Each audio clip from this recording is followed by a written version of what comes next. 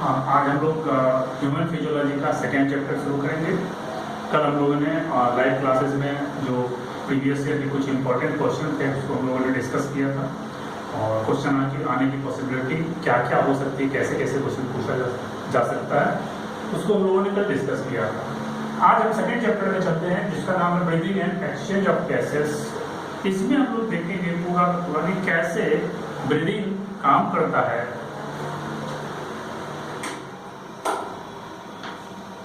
Breathing कैसे काम करता है और ब्रीदिंग में कैसे कैसे एक जगह से दूसरे जगह क्या होता है, ट्रांसपोर्ट होता है, एक्सचेंज होता है और किस तरह से ये हमारे सेल में यूज अप होता है। एक्चुअली जो बेसिक रेस्पिरेशन की हम बात करते हैं, ब्रीदिंग में जो ब्रीदिंग और रेस्पिरेशन में थोड़ा सा डिफरेंस होता है। ब्रीदिंग का मतलब ये होता है कि आप एक बार एयर को अंदर लिए और एक बार बाहर निकाले, this is called simple breathing, ठीक है।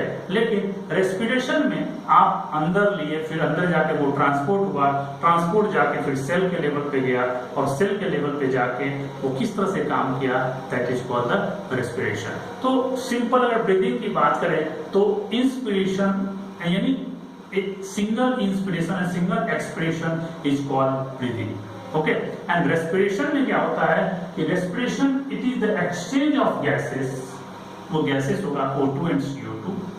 It is the exchange of gases O2 and CO2 between environment and the cell of the body followed by the release of energy due to slow oxidation of food. यानी जो हम food लेते हैं, हमने digestion में देखा कि जो हम फूड लेते हैं और वो फूड अल्टीमेटली जब जाता है तो ग्लूकोज का हम इस्तेमाल करते हैं। वो ग्लूकोज ऑक्सीजन के प्रेजेंस में माइटोकॉन्ड्रिया में, क्योंकि माइटोकॉन्ड्रिया में वो सारे एंजाइम्स प्रेजेंट होते हैं ऑक्सीडेशन के लिए, तो वो माइटोकॉन्ड्रिया चूंकि ऑक्सीजन के प्रेजेंस में ही फंक्शन करता है तो माइटोकॉन्ड्रिया में वो भोजन यानी ग्लूकोज जाएगा और माइटोकॉन्ड्रिया O2 के थ्रू ऑक्सीजन लेगा और O2 के ग्लूकोज के साथ मिला के ऑक्सीडेशन करवा के फाइनली जो प्रोडक्ट बनाएगा वो होगा एनर्जी। और यही एनर्जी का इस्तेमाल हम लोग फाइनली क्या करते हैं।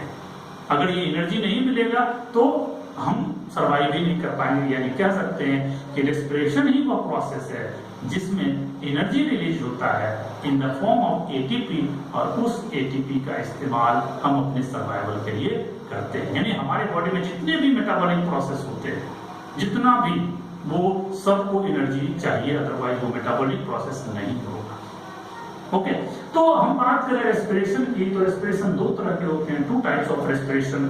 First one is the aerobic respiration, second one is the anaerobic respiration. Aerobic respiration की अगर हम बात करें तो aerobic respiration occurs in the presence of oxygen and mitochondria। अगर माइटोकॉन्ड्रिया एंड ऑक्सीजन है तो एरोबिक रेस्पिरेशन होगा, अगर ये दोनों में कोई भी एब्सेंट होगा तो वहां पे एरोबिक रेस्पिरेशन नहीं होगा। तो एरोबिक रेस्पिरेशन की अगर हम बात करें तो उसमें कंडीशन क्या चाहिए, O2 present and mitochondria should be present, वहां होना ही चाहिए, otherwise it do not happen.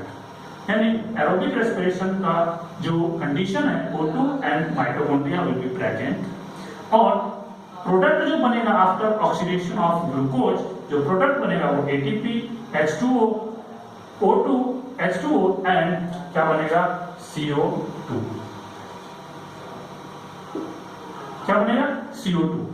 तो ये O2 हम लोगों ने इस्तेमाल किया माइटोकॉन्ड्रिया के बाद और आफ्टर ये जो ऑक्सीडेशन होगा तो CO2 क्या होगा, एक्सपिरेशन के थ्रू बाहर निकल जाएगा और O2 इंस्पिरेशन के थ्रू अंदर आएगा। और ये जो होगा किस तरह के माइक्रोब्स में होगा या किस तरह के ऑर्गेनिजम्स में होगा, तो उसकी अगर बात करें तो aerobic respiration occurs in aerobic organisms, यानी वैसा ऑर्गेनिजम्स यानी such type of organisms in which aerobic respiration occurs is called aerobic organisms. और ये प्लांट भी हो सकता है, एनिमल भी हो सकता है, बैक्टीरिया भी हो सकता है, यीस्ट भी हो सकता है और भी बहुत सारे ऑर्गेनिजम्स हो सकते हैं। लेकिन अगर बात करें हम एनारोबिक रेस्पिरेशन के, anaerobic respiration occurs in the absence of O2 and mitochondria, यानी एनएरोबिक रेस्पिरेशन की जरूरत हमें तब पड़ती है या जब एरोबिक रेस्पिरेशन होना होगा तो वहां पे ऑक्सीजन और माइटोकॉन्ड्रिया की कोई जरूरत नहीं होती है। तो वहां पे ये होगा। और इसके लिए कंडीशन क्या चाहिए, यानी O2 और माइटोकॉन्ड्रिया की कोई जरूरत नहीं है, एब्सेंट, यानी condition should be anaerobic conditions, ठीक है। और इसमें जो प्रोडक्ट बनता है, इसमें ध्यान देने बात है, इसमें प्रोडक्ट और इसमें प्रोडक्ट में अंतर होता है। एटीपी तो दोनों बनेगा, हम लोग जब रेस्पिरेशन पढ़ाएंगे प्लांट फिजियोलॉजी में, तो वहां पे इसके बारे में और डिटेल से डिस्कस करेंगे। तो इसमें जो सिमिलरिटी है एरोबिक एंड एनारोबिक रेस्पिरेशन में, तो प्रोडक्ट तो एटीपी बनते हैं, इसमें ज्यादा एटीपी बनता है, इसमें कम एटीपी, इसमें मात्र 2 एटीपी बनता है, इसमें 38 एटीपी बनता है, ठीक है। लेकिन ये सारे जो प्रोडक्ट हैं, ये सारे प्रोडक्ट यहाँ पे जनरली CO2 और H2O यहाँ पे नहीं बनते हैं।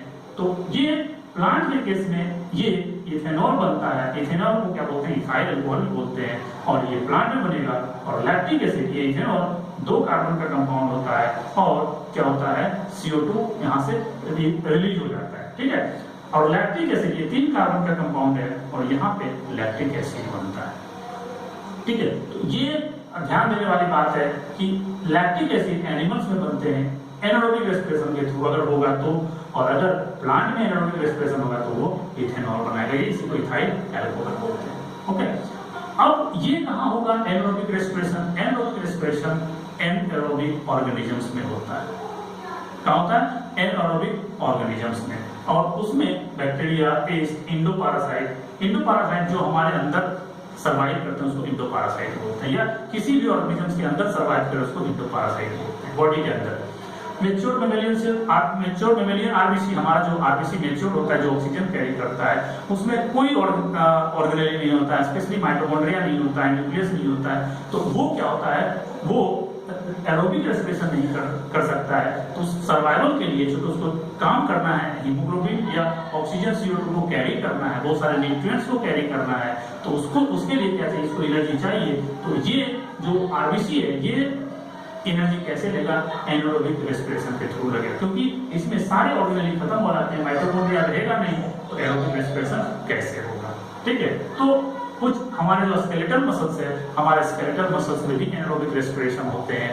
देखते होंगे जब हम लोग काफी चलते हैं या दौड़ना शुरू करते हैं तो कुछ देर के बाद थक जाते हैं, तो वो थकने का या जो टायर्डनेस आती है उसकी वजह यही है, स्केलेटल मसल्स में एनारोबिक रेस्पिरेशन के थ्रू ये लैक्टिक एसिड जमा हो जाता है, जिसकी वजह से क्या होता है, हमारा पैर भारी हो जाता है, जिसको बोलते हैं लेथार्जिक कंडीशन में पहुंच जाते हैं। फिर जैसे ही थोड़ी देर रेस्ट करते हैं, यही लैक्टिक एसिड फिर से कन्वर्ट हो जाता है ग्लूकोज में, और फिर से वो काम करना शुरू हो जाता है और हम लोग नॉर्मल हो जाते हैं। तो ये बेसिक डिफरेंसेस है एरोबिक एंड एनारोबिक रेस्पिरेशन में।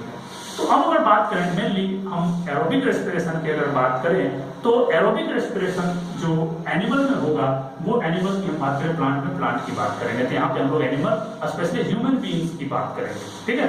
तो जो ह्यूमन बीइंग्स की बात करें, ये एनिमल रेस्पिरेशन जो हो रहा है हमारे अंदर एरोबिक रेस्पिरेशन, उस एरोबिक रेस्पिरेशन में जो स्टेप्स है वो टोटल 4 स्टेप्स इन्वॉल्व होता है। एनसीईआरटी के हिसाब से सिर्फ 2 स्टेप्स लिया गया है, ठीक है, लेकिन हम लोग 4 स्टेप्स देखेंगे। 4 स्टेप में पहला है एक्सटर्नल रेस्पिरेशन। एक्सटर्नल रेस्पिरेशन में क्या होता है, जो एनवायरनमेंट का एयर होता है वो क्या होता है, अंदर आता है। दूसरा ट्रांसपोर्ट ऑफ गैसेस, वहां पे वो ब्लड के साथ बाउंड होता है, वो वहां से कैरी होकर कहाँ जाएगा, टिश्यू के पास, और उसके बाद टिश्यू से जो गैस प्रोड्यूस हुआ जो है उसको क्या करेगा, ये ट्रांसपोर्ट होकर जो गैस गिरा है वहां पे क्या हुआ, इंटरनल रेस्पिरेशन होगा, और फाइनली ये ऑक्सीजन या जो भी गैस यहाँ से कैरी होकर गया वो क्या करेगा, वो टिश्यू यूज करेगा या सेल यूज करेगा, किसके लिए, एरोबिक ऑक्सीडेशन के लिए, और जो गैस प्रोड्यूस होगा वो फिर से ट्रांसपोर्ट होकर कहाँ होगा, बाहर निकल जाएगा। तो ये 4 स्टेप्स इन्वॉल्व होते हैं किसमें, एरोबिक रेस्पिरेशन में, जिसका हम लोग एक स्केच बना सकते हैं या एक डायग्रामेटिक रिप्रेजेंटेशन कर सकते हैं, जो कि समझने के लिए बहुत आसान हो जाएगा। हम बात करें इन्वायरमेंट की बात, इन्वायरमेंट जो एयर होता है, उस एयर का जो कॉम्पोजिशन की अगर हम बात करें, तो इस कंपोजिशन में जो नाइट्रोजन होता है वो अप्रोक्सीमेटली 78% होता है, और ऑक्सीजन जो होगा वो कितना होता है, 21%, और रेस्ट ऑफ गैसेस जो होगा वो 1% होता है। तो ये जो ऑक्सीजन 21% है और ये नाइट्रोजन 71%, यानी जो एयर है वो सारा मिक्सचर हमारे कहाँ पहुंचता है, रेस्पिरेटरी ऑर्गन्स में, यानी रेस्पिरेटरी सरफेस के पास। तो ये रेस्पिरेटरी सरफेस हमारे जो बॉडी में है वो उसको बोलते हैं लंग्स, लंग्स में वो पहुंचता है और लंग्स में पहुंचने के बाद वहां पे क्या होता है, ये O2 जो इसमें प्रेजेंट है वो O2 कहां पहुंचता है, ब्लड में जो हीमोग्लोबिन होता है उसमें ये कैपेसिटी होती है कि वह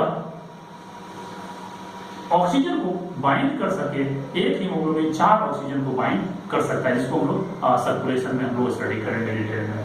तो ये ऑक्सीजन ब्लड के साथ बाइंड किया, तो यही जो बाइंड किया, अब ये जो बाइंड किया और बाइंड होने के बाद यहाँ से ये कैरी होकर कहाँ पहुंचेगा, टिश्यू तक पहुंचेगा। तो जो यहाँ से पहुंचा कैरी होकर, इस प्रोसेस को बोलते हैं ट्रांसपोर्ट। Okay, transport. और ये O2 जो यहाँ बाइंड हुआ इसको बोलते हैं क्या, एक्सटर्नल रेस्पिरेशन, मतलब ऑक्सीजन बाहर से आया और अंदर बाउंड हुआ, this is called external respiration. अब क्या हुआ, टिश्यू लेवल पे ये ऑक्सीजन, ये टिश्यू और ग्लूकोज के साथ ये रिएक्शन करेगा, कौन, माइटोकॉन्ड्रिया। और जैसे ही ऑक्सीडेशन होगा तो ऑक्सीडेशन किस फॉर्म में होगा, CO2 ATP H2O के फॉर्म।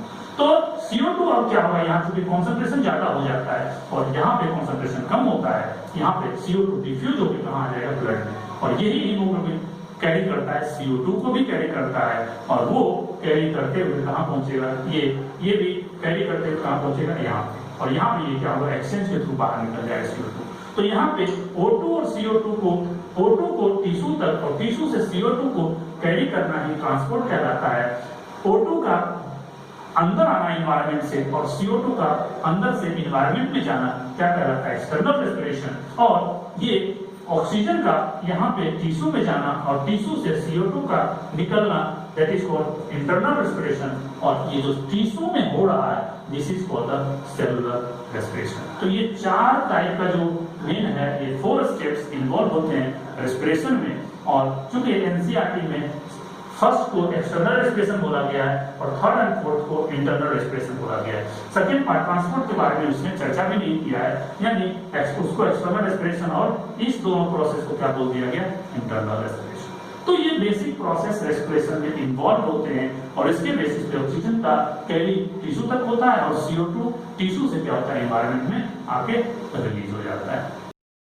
देखते हैं कि जो क्राइटेरिया है रेस्पिरेशन का या रेस्पिरेटरी सरफेस का, इस रेस्पिरेशन जब होगा तो वो जो जिस सरफेस पे होगा रेस्पिरेशन, उस सरफेस का क्राइटेरिया क्या क्या होना चाहिए, यानी वो कैसा होना चाहिए ताकि वहां पे जो एक्सचेंज ऑफ गैसेस हो वो आसानी से हो जाए और रेस्पिरेशन आसानी से वहां पे सस्टेन कर जाए, यानी वो आराम से काम कर ले। तो उसके लिए जो रेस्पिरेटरी सरफेस होना चाहिए गैसियस एक्सचेंज के लिए, that must should be expose to the air, वो सरफेस डायरेक्ट एयर के कांटेक्ट में होना चाहिए, पहला ये है। दूसरा, थिन होना चाहिए, मॉइस्ट होना चाहिए और लूज होना चाहिए, यानी वो थिक नहीं होना चाहिए, थिन होना चाहिए। और सबसे जो मेन है वो है मॉइस्ट जरूर होना चाहिए, क्योंकि मॉइस्ट सरफेस पे जो गैसियस एक्सचेंज होता है बहुत फास्ट होता है। इसीलिए अर्थवॉर्म जब हम लोग डिस्कस करेंगे तो अर्थवॉर्म में क्या होता है कि जो उसका सरफेस मॉइस्ट होता है उसकी वजह से क्या होता है, वहां पे आसानी से गैसियस एक्सचेंज हो जाता है। अगर उसका सरफेस ड्राई कर दिया जाएगा तो क्या होता है, अर्थवॉर्म का डेथ हो जाएगा। तो वैसे ही हमारे केस में भी अगर ह्यूमन की केस की बात करें तो वहां पे भी जो सरफेस होना चाहिए respiratory surface, that should be thin, moist and loose होना चाहिए, ये दूसरा क्राइटेरिया है। और तीसरा क्राइटेरिया है हाईली वास्कुलर। हाईली वास्कुलर का मतलब वहां पे ब्लड वेसल्स बहुत ज्यादा होना चाहिए ताकि जो गैसेस आए वो इजिली डिफ्यूज होकर ब्लड के हीमोग्लोबिन के साथ बाइंड कर जाए। यानी वास्कुलर अगर जितना ज्यादा होगा उतना तेजी से जो ऑक्सीजन है या CO2 है, ऑक्सीजन आएगा और CO2 बाहर निकलेगा अगर वो वास्कुलराइज्ड होगा तो।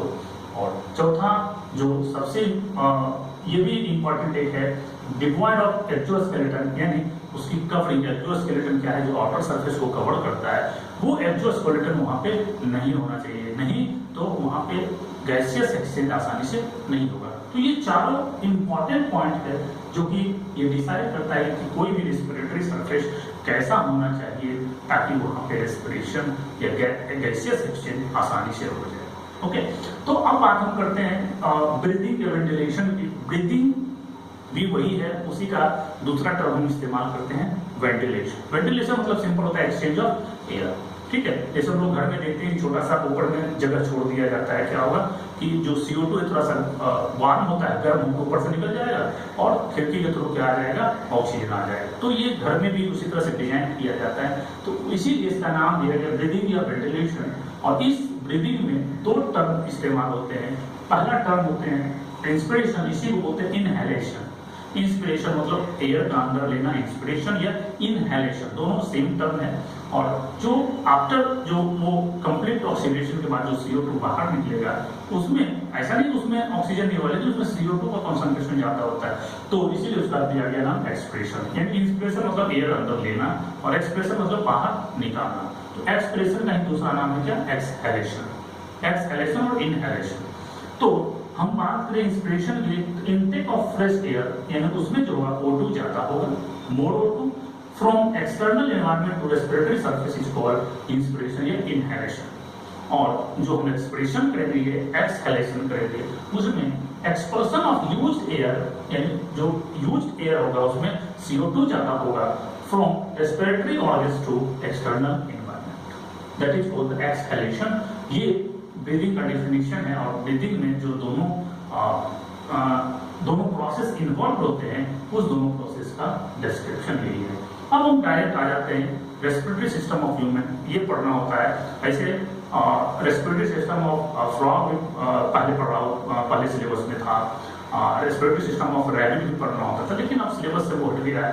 अब सिर्फ हमें रेस्पिरेटरी सिस्टम ऑफ ह्यूमन का डिस्कस करना है। और ह्यूमन का बहुत हद तक जो रेस्पिरेटरी सिस्टम होता है वो फ्रॉग के रैबिट के रेस्पिरेटरी सिस्टम से मैच करता है, क्योंकि जो रैबिट होता है वो भी एक क्या होता है, मैमल्स होता है, और हम लोग तो मैमल्स हैं, अंडरस्टूड है। खैर, तो अब आ जाते हैं respiratory system of human. Human का अगर रेस्पिरेटरी सिस्टम की बात करें तो ह्यूमन में सिर्फ और सिर्फ पल्मोनरी रेस्पिरेशन होता है। पल्मोना मतलब होता है लंग्स, पल्मोना मींस लंग्स, यानी हमारे केस में, ह्यूमन के केस में पल्मोनरी रेस्पिरेशन होता है। जबकि फ्रॉग की बात करें तो फ्रॉग क्यूटेनियस रेस्पिरेशन भी करता है, ठीक है, बकोफेरेंजियल रेस्पिरेशन भी करता है और पल्मोनरी रेस्पिरेशन भी करता है। तो डिपेंड करता है कि वो कहाँ पे, चूंकि जो फ्रॉग्स होते हैं वो एम्फीबिया में आते हैं, और एम्फीबिया का एक कैरेक्टर होता है कि वो land as well as water दोनों जगह सर्वाइव करेगा। तो लैंड पे जब होता है तो वो क्या करता है, बकोफेरेंजियल के थ्रू करता है, नहीं तो मेनली वहां पे क्या करता है, इसी पल्मोनरी रेस्पिरेशन करता है। लेकिन जब वो पानी में जाता है तब वो क्या करता है, जो सरफेस पे स्विम करता है तो बकोफेरेंजियल मुंह खोलेगा और बहुत सारा एयर उसके अंदर चला जाएगा, तो वो उसको बोलते हैं बकोफेरेंजियल रेस्पिरेशन। और मड अगर बन गया तो मड के अंदर अगर रहेगा तो वो उसके स्किन से जो रेस्पिरेशन होगा उसको बोलते हैं क्यूटेनियस रेस्पिरेशन। तो फ्रॉग में डिस्कस करते हैं, लेकिन ह्यूमन में सिर्फ पल्मोनरी रेस्पिरेशन होता है। पल्मोना मतलब होता है लंग्स, यानी सिर्फ लंग्स के थ्रू होगा। अगर लंग्स नहीं रहेगा तो वो आदमी रेस्पिरेशन नहीं कर पाएगा, ठीक है। तो अब लंग्स में हवा जाएगी, एयर जाएगा, जो बाहर से लिया जाएगा वो वहीं पे एक्सचेंज होगा, फिर बाहर आ जाएगा। तो उसका जो अब हम लोग बात करते हैं कि जो एयर लेते हैं हम लोग, जो इंस्पिरेशन करते हैं, तो इंस्पिरेशन का जो फाइनल है, जहां तक वो पहुंचता है लंग्स के लास्ट सेल तक, तो वहां तक पहुंचने में क्या क्या पैसेज होता है, क्या क्या रास्ता वो कवर करता है, उस रास्ता का कभी कभी यहाँ से क्वेश्चन भी आ जाता है कि उसका पैसेज के बारे में कौन सा सही पैसेज है। बीच में क्या करेगा, एक पैसेज को उल्टा पुल्टा कर देगा। तो हम लोग सबसे पहले ये जो ओपनिंग है उसको बोलते हैं नॉस्ट्रिल, एक्सटर्नल नॉस्ट्रिल्स। ये नाक का डायग्राम फोटो है, तो नाक से क्या होता है, ये जो ओपनिंग है इसको बोलते हैं एक्सटर्नल नॉस्ट्रिल्स। एक्सटर्नल नॉस्ट्रिल से क्या होता है, एयर अंदर जाता है, तो इसका जो एयर है, एयर कहाँ एंटर करता है, एक्सटर्नल नॉस्ट्रिल में। एक्सटर्नल नॉस्ट्रिल्स के बाद जैसे जैसे ऊपर चलते हैं उसको बोलते हैं, ऊपर वाले पार्ट को नेजल कैविटी। ये जो बीच में सेप्टम है इसको दोनों को अलग करता है, बीच वाले जो पार्ट है इसको पार्ट को बोलते हैं नेजल सेप्टम, जो दोनों नेजल कैविटी को अलग करता है। यानी हमारे नाक में 2 नेजल कैविटी होता है, एक इधर और एक इधर, इसको बोलते हैं नेजल कैविटी। और बीच में जो दोनों को सेपरेट कर रहा है उसको बोलते हैं नेजल सेप्टम। तो नेजल कैविटी से ऊपर आएगा, वहां से पहुंचेगा इंटरनल नॉस्ट्रिल्स, यानी ऊपर वाला पार्ट में होगा, वहां पे भी एक ओपनिंग, जैसे ये ओपनिंग, अंदर में भी एक ओपनिंग जहां से वो खत्म होता है नाक हमारा, यानी नोज का पार्ट अंक वो लास्ट होता है, तो उसको बोलते हैं इंटरनल नॉस्ट्रिल। इंटरनल नॉस्ट्रिल यानी जस्ट जब जाएंगे तो इंटरनल नॉस्ट्रिल, अगर यहाँ देखें तो जस्ट इस तरह का जो डायग्राम हुआ है, ये देखो इंटरनल नॉस्ट्रिल, ये हो गया एक्सटर्नल नॉस्ट्रिल। यहाँ पे इस वाले पार्ट को, यहाँ पे माउथ वाला भी पार्ट आता है, और ये क्या होता है, फेरिंक्स का भी पार्ट आता है। तो यहाँ पे ये माउथ वाला पार्ट और ये दोनों पार्ट मिलके क्या बनाता है, लैरिंगोफेरिंक्स। इस लैरिंगोफेरिंक्स वाले रीजन में आने के बाद वहां से जो विंड पाइप होता है, विंड पाइप का एक कवरिंग होता है जिसको बोलते हैं एपिग्लॉटिस। हम लोग डाइजेशन में डिस्कस किए थे कि जो एपिग्लॉटिस होता है वो गार्ड करता है कि जो ट्रैकिया होता है, जिसको विंड पाइप बोलते हैं, उसमें एयर कब जाना है कब नहीं जाना है। हमने बताया था वहां पे कि जब भोजन हम गलेट में लेते हैं तो उस समय क्या करता है, ये जो एपिग्लॉटिस होता है वो ग्लॉटिस को बंद कर देता है ताकि फूड का एक ही रास्ता हो, किसमें, सिर्फ गलेट में जाने का। टंग कैसे रोक देता है, ओला कैसे, नाक वाले ये जो इंटरनल नॉस्ट्रिल है उसको कैसे क्लोज कर देता है, टंग कैसे माउथ को बंद कर देता है। ये सारा फंक्शन था कि गलेट में भोजन कैसे जाएगा। तो वही जब भोजन माउथ में नहीं रहता है तब क्या होता है, एपिग्लॉटिस ओपन रहता है और उसी समय एयर जो होता है वो ट्रैकिया के थ्रू क्या होता है, एंटर करता है। तो ट्रैकिया को क्या बोलते हैं, विंड पाइप, ठीक है, क्योंकि एयर जाता है इसलिए उसको क्या बोलते हैं, विंड पाइप। या इस वाले रीजन को क्या बोलते हैं, लैरिंक्स, ठीक है। तो लैरिंक्स, अब यहां से क्या हुआ, एपिग्लॉटिस, ये तो एपिग्लॉटिस जो इसको गार्ड किया ग्लॉटिस को, तो लैरिंगोफेरिंक्स से कहा ग्लॉटिस में एंट्री किया। ग्लॉटिस के पास ही लैरिंक्स होता है, इस वाले रीजन को इसको वोकल कॉर्ड बोलते हैं। ये लैरिंक्स होता है और ये लैरिंक्स से लास्ट में क्या होता है, ये विंड पाइप जो होता है वहां पे पहुंचता है, इसको ट्रैकिया, ट्रैकिया से फर्दर ये एंटर करता है। ट्रैकिया का फर्दर जो ब्रांचिंग होता है उसको बोलते हैं ब्रोंकाई, या इसी को बोलते हैं ब्रोंकस। और finally bronchus converted into fine passage that is called the bronchiole. और फाइनली ब्रोंक्यूल क्या होता है, लंग्स का मेन पार्ट होता है जहां पे गैसेस का जो CO2 या O2 आता है या जाता है उसका एक्सचेंज होता है। तो ये एकदम प्रॉपर वे है, ठीक है। एनसीईआरटी में भी यही पैसेज है वो डिस्कस किया हुआ है। तो एकदम हमको यही देखना है, जो क्वेश्चन यहाँ से देगा, क्वेश्चन क्या करेगा, लैरिंक्स को इधर कर देगा, ट्रैकिया को इधर कर देगा, फेरिंक्स को इधर कर देगा, लैरिंक्स को इधर कर देगा। तो ध्यान वो देना है कि पैसेज हमारा क्या है। तो ये क्वेश्चन यहाँ से बहुत इंपॉर्टेंट क्वेश्चन पूछा भी गया है, और अगर पूछेगा तो उसको कैसे अटेम्प्ट लेना है वो इससे अटेम्प्ट ले लिया जाएगा। तो अब आगे बढ़ते हैं। रेस्पिरेटरी सिस्टम ऑफ ह्यूमन में अगर बात करें तो रेस्पिरेटरी सिस्टम इसको इसलिए बोलते हैं, इसमें बहुत सारे ऑर्गन्स इन्वॉल्व होते हैं। चूंकि एक सिंगल ऑर्गन्स नहीं इन्वॉल्व होता है, इसमें बहुत सारे ऑर्गन्स इन्वॉल्व होते हैं, इसलिए इसको क्या बोलते हैं, सिस्टम बोलते हैं, respiratory system. In respiratory system, many respiratory organs are involved, and they each are coordinated. They function as coordinated with and called respiratory system. तो अब बात करें respiratory organs की बात अगर करें तो जो हमारा जो ये पैसेज इसमें पूरे का पूरे जो respiratory organs इन्वॉल्व होता है respiration में, तो उसमें बात करें तो उसमें 3 जो respiratory organs होते हैं वहां पे उसकी सबसे ज्यादा इन्वॉल्वमेंट होती है। जो पहला होता है वो रेस्पिरेटरी ट्रैक्ट। रेस्पिरेटरी ट्रैक्ट के थ्रू क्या होता है, एयर मूव करता है, यानी पैसेज मिलता है। दूसरा है लंग्स। लंग्स पे जाके लंग्स में जब ये एंटर करेगा तो लंग्स के बाद तीसरा आता है ब्रोंकियल ट्री।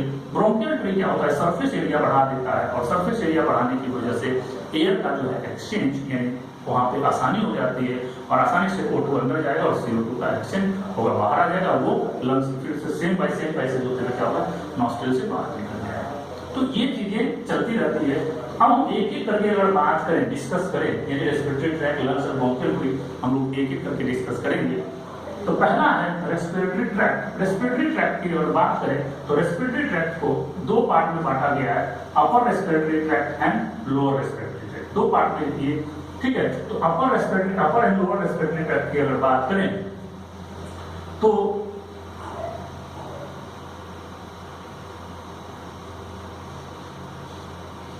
ठीक है, तो एक होता है upper respiratory tract and lower respiratory tract. तो ये अगर हम अपर रेस्पिरेटरी ट्रैक्ट की पहले बात करें फिर हम लोअर रेस्पिरेटरी ट्रैक्ट की बात करेंगे। तो अपर रेस्पिरेटरी ट्रैक्ट की अगर हम बात करें तो अपर रेस्पिरेटरी ट्रैक्ट की बात करें तो ये मेनली 2 पार्ट से बना होता है। पहला पार्ट जो इस दोनों पार्ट को बोलते हैं नेजल कैविटी, यानी ये नेजल कैविटी, और इस जहां जैसे ही जहां नेजल कैविटी मर्ज करेगा उस वाले पार्ट को बोलते हैं नेजोफेरिंक्स या लैरिंगोफेरिंक्स।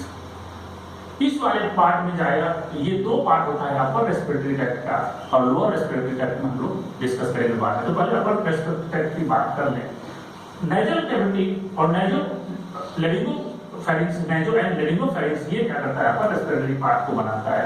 अपर रेस्पिरेटरी पार्ट में अगर हम नेजल कैविटी की बात करें तो ये जो सेप्टम है, इस सेप्टम की वजह से क्या होता है, जो हमारा नेजल कैविटी है वो दो पार्ट बन जाता है, दो नेजल कैविटी बनते हैं, एक लेफ्ट एक राइट, ठीक है। और इसको डिवाइड करने वाला जो बीच का जो पार्ट है that is called the nasal septum. Nasal septum ये बीच वाला पार्ट है। तो नेजल सेप्टम पे अगर हम देखें तो ये क्या है, एक्सटर्नल नॉस्ट्रिल है, इसके थ्रू ये हाफ नेजल सेप्टम और ये हाफ नेजल कैविटी और ये हाफ नेजल कैविटी, दोनों मिलकर क्या बनाता है, पूरा नेजल कैविटी कंप्लीट होता है, ठीक है। तो अब हम बात अगर करें ये जो सेप्टम्स है, नेजल सेप्टम ये क्या करता है, हाफ जो नेजल कैविटी है इसको क्या करता है, अलग करता है। इस नेजल सेप्टम में हम अगर गौर से देखें तो इस नेजल सेप्टम में तीन स्ट्रक्चर प्रेजेंट होते हैं। जो अपर स्ट्रक्चर है अगर हम टच करके देखें, these are made up of bones, यानी it is bony structure and it is made up of vomer and ethmoid bones. कौन कौन सा बोन इन्वॉल्व होता है इसको बनाने में, एक तो बोनी स्ट्रक्चर। पहला क्वेश्चन यही आएगा कि जो नेजल सेप्टम का अपर पार्ट है वो किस चीज का बना होता है, वो बोनी पार्ट है। और एम्स के लेवल का अगर क्वेश्चन पूछेगा तो वो कौन कौन से बोन का वो बना होता है, तो वहां से क्वेश्चन आएगा। तो वो वोमर और इथेमॉइड बोन दोनों मिलकर क्या बनाता है, ये अपर पार्ट को बनाता है, बोनी पार्ट को बनाता है। मिडिल पार्ट जो होता है ये कार्टिलेज का बना होता है, थोड़ा सा सॉफ्ट होता है, ये बोनी स्ट्रक्चर नहीं है, ये कार्टिलेज का मिडिल पार्ट स्ट्रक्चर होता है, that is called septal cartilage, ठीक है। और नीचे वाला जो ये स्ट्रक्चर जो होता है, ये जो होता है ये फाइब्रोफैटी टिश्यू का बना होता है, और इसी फैटी टिश्यू को क्या करता है, चारों तरफ से स्किन घेर लेता है, इसीलिए ये बिल्कुल सॉफ्ट होता है और ये आसानी से वो मुड़ सकता है, ठीक है। तो lower part fibrofatty tissue, middle part cartilage और अपर पार्ट बोनी, ये तीन स्ट्रक्चर है जो नेजल सेप्टम को बनाता है। अब बात करें अगर हम एक नेजल कैविटी को हम देखें, हाफ जो नेजल कैविटी है उसमें क्या क्या स्ट्रक्चर होता है, यहां से भी क्वेश्चन आता है। तो ये हाफ का पार्ट है, दूसरे हाफ में भी इसी तरह का स्ट्रक्चर होगा, ठीक है। तो each half of nasal cavity क्या होता है, इसमें दो पार्ट होते हैं, external nostril and internal nostril, ये दोनों पार्ट होता है। अगर हम इसको हम देखें गौर से तो इस जो नेजल कैविटी में देखें तो मेनली तीन पार्ट होता है, इस दोनों, ये अगर आप इसमें देखें इसमें भी तीन पार्ट और इधर वाले में देखें इसमें भी तीन पार्ट। तो जब एयर जहां से एंटर करता है दैट इज कॉल्ड वेस्टिब्यूल। पहला पार्ट क्या है, वेस्टिब्यूल, और ये वेस्टिब्यूल जो स्पेस है देखो एक्सटर्नल नॉस्ट्रिल से यहां से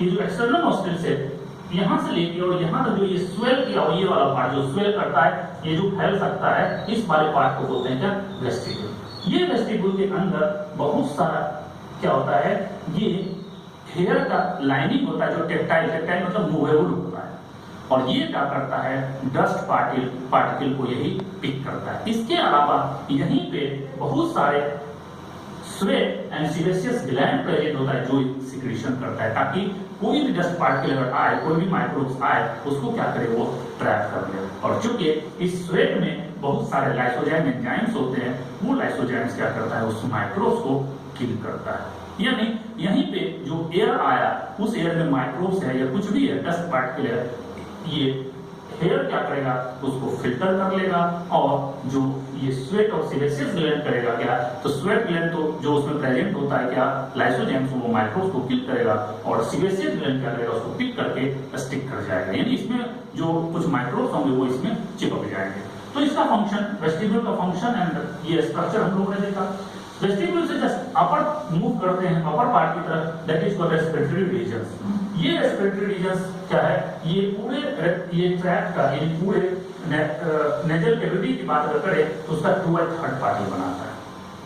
2/3 पार्ट होता है वो रेस्पिरेटरी रीजन्स होते हैं, और ये रेस्पिरेटरी रीजन्स क्या होगा, ये जस्ट वेस्टिब्यूल के ऊपर प्रेजेंट रहता है। और इसमें जो लाइनिंग रहती है, यहाँ पे जो बहुत सारे सेल्स के लेयर होते हैं, लाइनिंग होते हैं, वो लाइनिंग होगा थिक हाईली वास्कुलर म्यूकोसा। यहाँ पे बहुत ज्यादा वास्कुलर म्यूकोसा का लेयर रहता है, और इसी ये वास्कुलर म्यूकोसा जो बना होता है, यहाँ से क्वेश्चन आने की पॉसिबिलिटी बहुत ज्यादा है, क्योंकि ये क्वेश्चन टिश्यू को भी कवर करेगा। ये जो क्वेश्चन आएगा यहाँ पे वो टिश्यू में भी आएगा कि जो रेस्पिरेटरी रीजन होता है उसमें कौन सा टिश्यू प्रेजेंट होता है, किस तरह के टिश्यू वहां पे प्रेजेंट रहते हैं। तो यहाँ पे जो ये वास्कुलर म्यूकोसा होगा, इसमें जो टिश्यू होंगे वो सीरो स्ट्रेटिफाइड एपिथेलियम होते हैं। सीरो स्ट्रेटिफाइड एपिथेलियम, सीरो मींस फॉल और स्ट्रेटिफाइड मतलब जो लेयरिंग हो, लगे की लेयरिंग हो, बड़े छोटे बहुत सारे स्ट्रक्चर होते हैं, जब हम टिश्यू डिस्कस करेंगे तो हम बताएंगे। तो सीरो स्ट्रेटिफाइड एपिथेलियम और इसी के साथ कुछ सिलिएटेड कोलुमनर सेल भी होते हैं। सिलिया प्रेजेंट होगा और वो सिलिया क्या करेगा, डस्ट पार्टिकल को रोकेगा और इसी के साथ यहाँ पे म्यूकस सेक्रेटिंग सेल भी होते हैं जो म्यूकस रिलीज करता है। तो वेस्टिबुल में भी होते हैं और यहाँ पे ज्यादा म्यूकस सेक्रेटिंग सेल होते हैं जिससे होते हैं नाक का बहना। तो नाक जो बहता है, नाक से जो सलाइवा निकलता है, नेजल सलाइवा उसको बोलते हैं, और वो नेजल सलाइवा यही म्यूकस सेक्रेटिंग सेल निकालता है। और इसका ये फंक्शन होता है वो डस्ट पार्टिकल या जो माइक्रोब्स बच गए, जो वेस्टिबुल में नहीं पिकअप कर हो पाया, पिक नहीं कर पाया, तो आगे जाके वहां पे वो पिक हो जाता है। और उसका और एक फंक्शन होता है, वो क्या करता है, एयर को थोड़ा सा वार्म भी करता है, क्योंकि हमारा ब्लड जो है थोड़ा गर्म रहता है। तो अगर ठंडा हवा आया अंदर तो वो उसको भी क्या करेगा, एक तो जब कूल्ड एयर आता है तो उसको वार्म करता है, और दूसरा जो डस्ट पार्टिकल है उसको फिल्टर करता है, जो उसमें माइक्रोब्स उसको मारता है। इसी को बोलते हैं क्या, वेंटिलेशन ऑफ एयर। यानी एयर का क्या करता है, ये वेंटिलेशन करता है, वार्मिंग करता है। और ये लाइन जो है रेस्पिरेटरी रीजन का ये 2/3 पार्ट है और ये उसमें प्रेजेंट होता है। ये तीनों स्ट्रक्चर उसमें प्रेजेंट होता है। और सबसे ऊपर वाला जो पार्ट होता है उसको बोलते हैं ऑल्फैक्टरी रीजन। ये यहाँ से यहाँ तक वाला पार्ट है और ये ऑल्फैक्टरी रीजन 1/3 पार्ट को बनाता है।